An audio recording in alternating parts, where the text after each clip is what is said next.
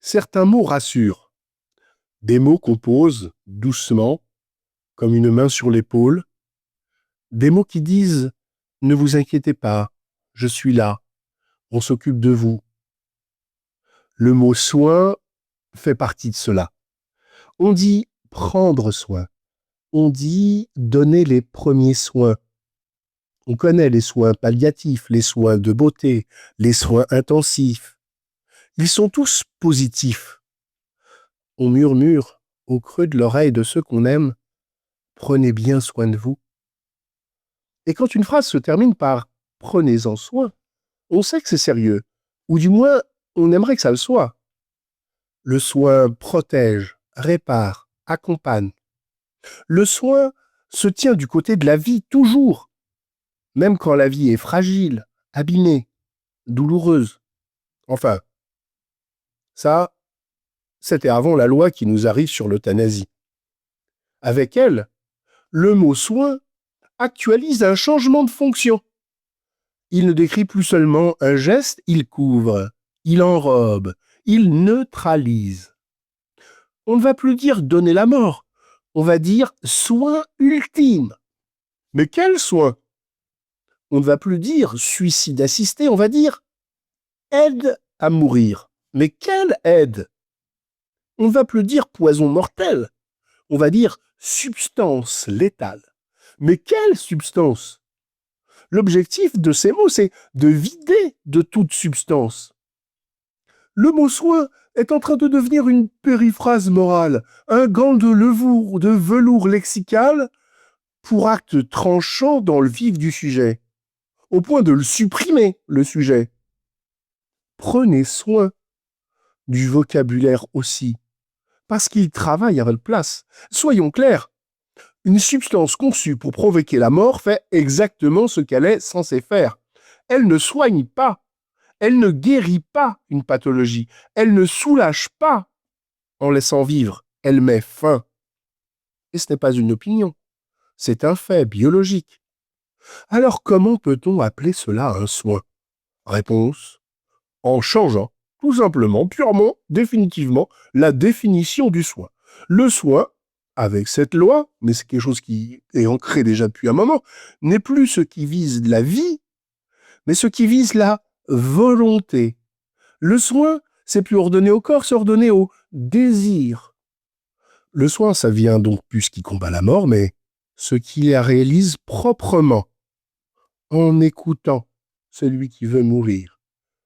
Un soin encadré, un soin conforme à la pensée nouvelle.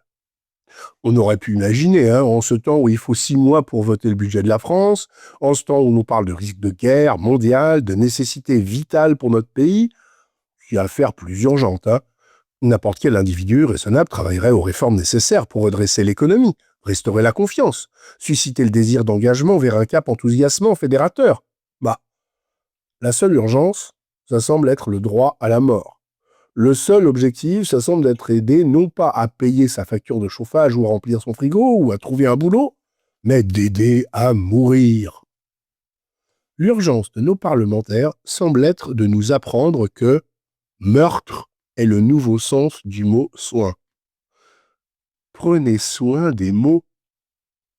Alors bien sûr, comme pour l'avortement, toute critique est immédiatement disqualifiée. On ne discute pas, on soupçonne.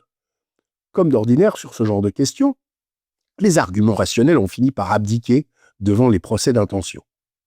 Toute objection est devenue une pathologie idéologique. Toute réserve un symptôme à combattre. À l'heure du délit d'entrave pour l'avortement, déjà, Charlie Hebdo, ce repère, vous me direz, notoire, vous savez bien, de bigoterie moyenâgeuse, Charlie Hebdo, s'était permis de lever un sourcil. Guillaume Erner écrivait cette phrase, simple, presque candide. « Nos arguments pour l'avortement, l'euthanasie aujourd'hui, sont-ils si faibles que nous ayons besoin d'interdire ceux de nos adversaires ?» Quand on n'argumente plus, quand on n'a plus la force, on sanctionne. Quand on ne convainc plus, on entrave. Prenez soin de la liberté. Car voici l'autre mot-clé de l'époque, l'entrave. Entrave au soin. Quelle horreur. Quelqu'un oserait-il empêcher d'assassiner impunément? Question. L'entrave, ce n'est pas seulement empêcher quelqu'un d'agir, c'est empêcher aussi maintenant quelqu'un de dire autrement. On l'a vu avec l'avortement. Si le but de l'État était réellement de garantir la neutralité de l'information, alors les députés auraient voté avec enthousiasme une loi imposant la mention systématique des aspects négatifs indissociables de l'IVG. Conséquences psychiques possibles, deuil, ambivalence, souffrance. Anne Sylvestre, que j'aime tant, le chantait. Il y a bien 2 victimes. Mais c'est pas ce qu'ils ont fait. Le délit d'entrave n'est pas un outil de neutralité. C'est un outil idéologique. Il protège pas un droit, il verrouille un récit.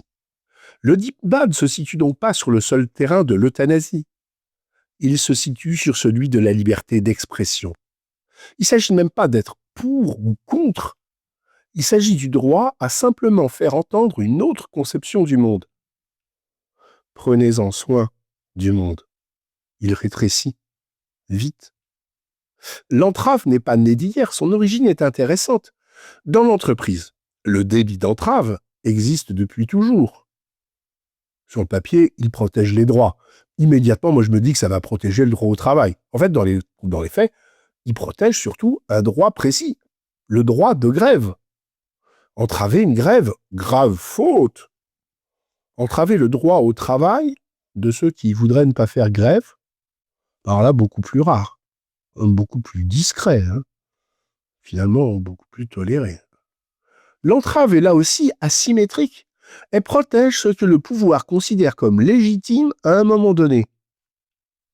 Prenez soin de la vérité. L'Église catholique, qu'on accuse souvent de rien comprendre au monde moderne, a au moins le mérite d'être claire dans ses mots.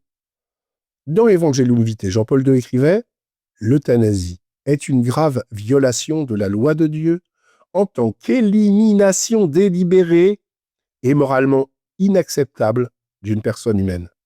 Pas soin, pas accompagnement, élimination délibérée. » Benoît XVI rappelait, quant à lui, la vraie compassion ne consiste pas à provoquer la mort, mais à partager la souffrance.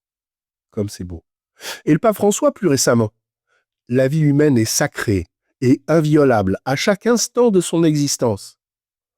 Ces phrases choquent moins par leur radicalité que par leur absence d'euphémisme. On parle vrai. Les papes nomment, ils ne maquillent pas des cadavres. Prenez soin de la vie. Le Christ, lui, n'a jamais promis une mort propre. Il a promis une vie éternelle, plus forte que la mort. Il n'a pas supprimé la souffrance. Il l'a traversée. Il n'a pas abrégé l'agonie. Il l'a habitée. Et surtout, il a libéré. Libéré des entraves. Libéré des entraves du mensonge. Libéré des entraves du langage truqué. Libéré des entraves qui prétendent protéger alors qu'elles enferment. L'espérance chrétienne n'est pas celle d'un soin terminal, mais celle d'une résurrection. Alors oui, prenez soin des malades. Prenez soin des mourants. Prenez soin des maux. Parce qu'un jour, quand tout aura été renommé, il faudra encore pouvoir annoncer l'espérance. Il est là le cœur du projet. Interdire l'espérance de mourir dignement dans la paix. Et donc interdire le droit de dire préférer l'espérance à la mort. Prenez soin aussi de l'espérance.